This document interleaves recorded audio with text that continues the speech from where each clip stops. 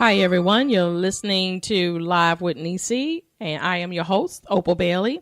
And I have with me Amaya from Project Response. Good morning, Amaya. Good morning, Opal. How are you? I'm doing very well. How are you? I'm doing great. Thank you for coming on my show. And I want to just jump right into, can you please explain what is Project Response? Project Response is a medical case management organization. We use Ryan White funds to provide case management and other services for people with HIV and AIDS. And how do someone get in contact, or how can they come into this program with you? Can you explain what the process is? Absolutely. We have an initial intake process. First and foremost, we are located at 745 South Apollo Boulevard in Melbourne, Florida. The zip code is 32901. And you can call us at 321-724-1177. You would make that initial phone call and speak to one of the case managers or the intake specialist if she's in at the moment. And you will be told the requirements that you need. And then you would be set up with case management, where we make sure you get to see an infectious disease doctor and get involved with a pharmacy that can get you your medications and any other services that you may need at the moment. And what services do Project Response offer?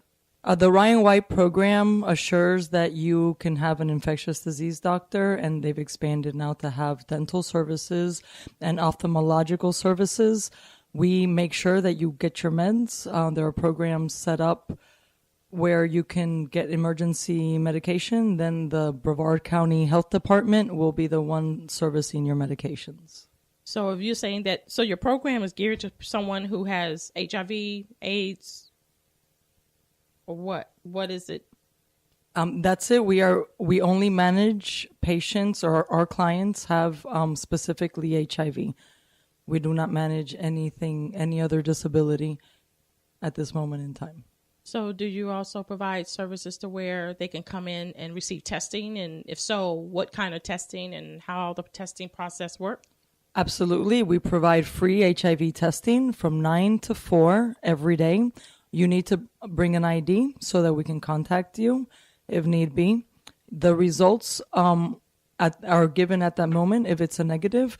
If there is a positive, it's not a confirmatory positive. It must be sent to the state.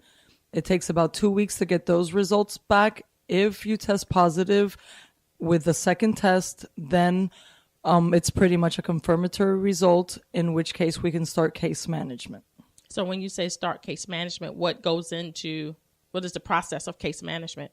You are assigned a medical case manager at our office. We currently have 4. We just brought on the 4th person.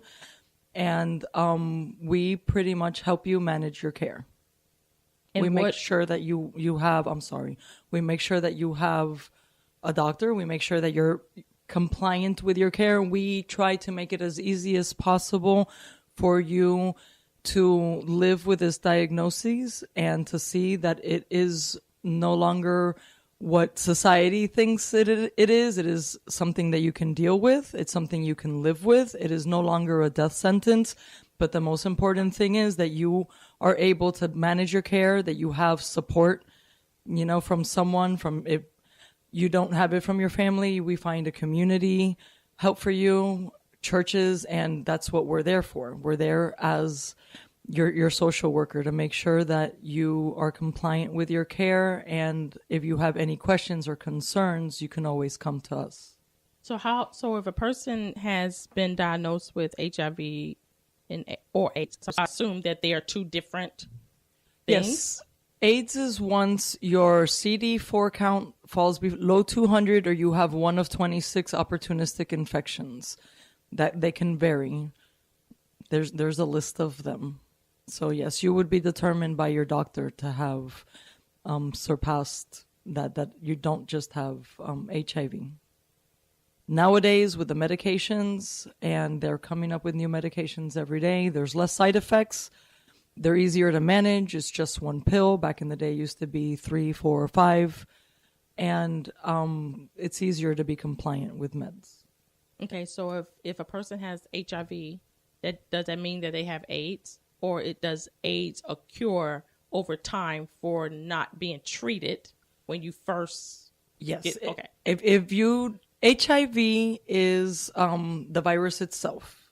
It's human immunodeficiency virus, and the process of that disease, AIDS, is acquired immune deficiency syndrome, and it is what happens once HIV has taken over and consumed the body. At this point in time, with meds, as previously stated, one does not need to be in those dire situations as we saw people in the 80s and the 90s. Sometimes if you're not aware of the disease, which is why testing is so important, and they're beginning to want to mandate that in doctors' offices as part of regular testing, because we don't have as much education about the virus as there used to be, and people are still, becoming infected. If they don't know, if it's something that doesn't even cross their mind, they don't get tested. And then sometimes they don't discover that they're ill until they're very, very ill and hospitalized. We want to avoid that. Once you do get ill, if you get on meds and you take care of yourself, within a few months, you will see that revert, and you will see that you can become a healthy individual again.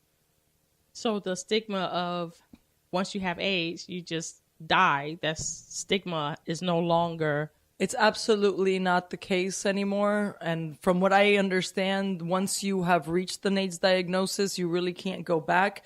And I wonder sometimes if that's going to change, because there are many people who no longer have an AIDS diagnosis after they get back on meds, or they find a different med. Sometimes the meds are not compatible. They're given, there's genetic testing is done more often now of the virus. We're beginning to see some resistance. If you have HIV-1 versus HIV-2, it's different as well. So once the resistance is determined and the right medication is given and you are under the control of your doctor, you can go back and revert to being completely healthy with no AIDS symptoms at all. Your CD4 count can go back up, and your viral load, which is the goal, should be undetectable. The current medications make it so that if you test, you wouldn't even test as having a viral load. And that's the goal. And so without having a viral load, that means that what your CD4 count is normal as a regular person, or? It should be, it should go higher to the point where it can defend the body. So as far as there are normal labs, mm-hmm. and the CD4 count can fall within those normal labs as someone who does not have HIV. Yes. So how can you encourage someone to come into your office to get tested, or what do you do for someone who they know they have it, but they're afraid to come out and admit it or say I think that's one of the biggest issues we see in our society nowadays. People who think that they possibly could have it and don't want to admit it, don't want to accept it, don't want to be tested. But it does all fall back on the stigma that there was in the 90s of HIV being a virus that affects certain groups of people.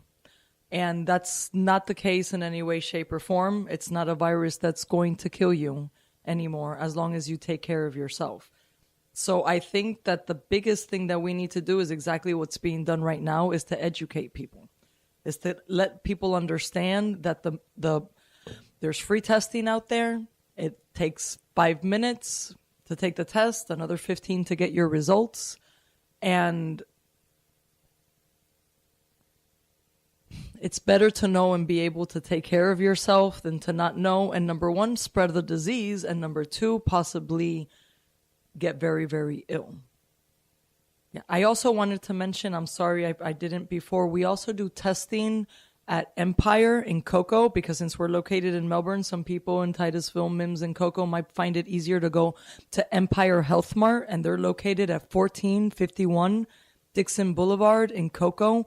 Their phone number is 321-549-5005, and they provide us a room at their pharmacy to do testing on Wednesdays from 11 to 3, and it is also free. So I encourage anyone in North Brevard to feel free and go to this pharmacy who has so kindly given us a spot for us to test. And is it safe to say that with the medication, do they have to go? I mean, of course, they have a physician and they have their own doctors and stuff. Mm-hmm. Do they go into a regular pharmacy like we normally, like a regular person do? Or do they provide, how do they receive their medication? Is it mailed? Is it? If you are getting it through the health department, you have to go pick it up monthly at the health department in Viera, and they provide that service. That's if you don't have insurance. This is a government-funded program for patients with HIV because the medications can run from $1,000 to $3,000 a month. That's really good to know that is taken care of. Mm-hmm. That we don't have to worry about, I don't have insurance, so I'm not going to get checked, or I'm not going to go and get the help. Right. Absolutely. If you do not have insurance, it should not be a hindrance for you being tested or thinking that you're going to go bankrupt because of this particular virus.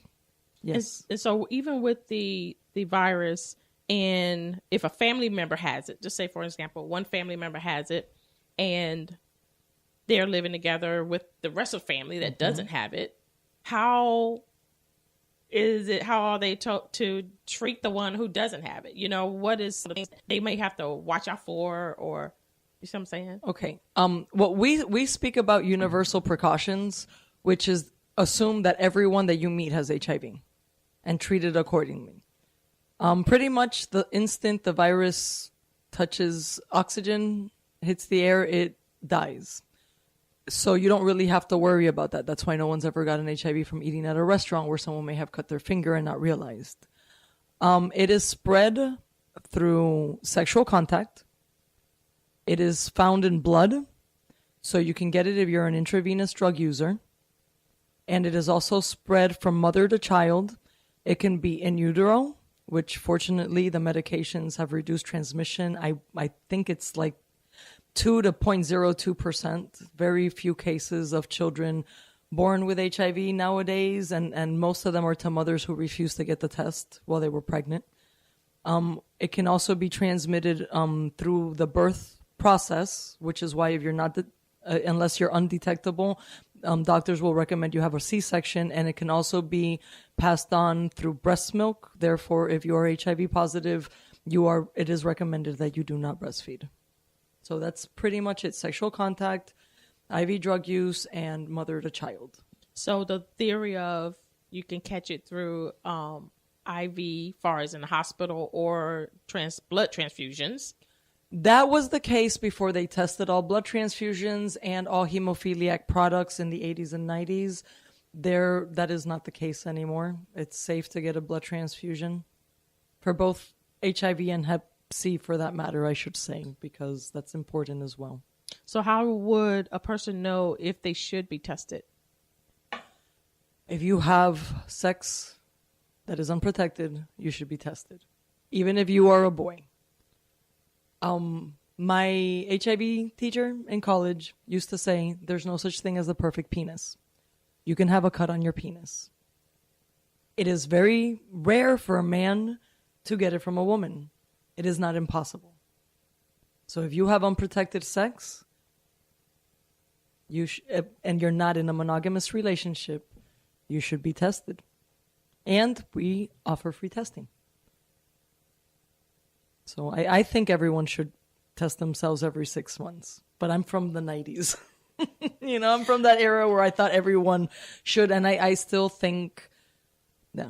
And STDs are prevalent anyways. And if you have had an STD before, it's possible that you're engaging in behavior that may make you more prone to get HIV as well. So, if you get tested, So even say, for instance, one person had received the test for HIV.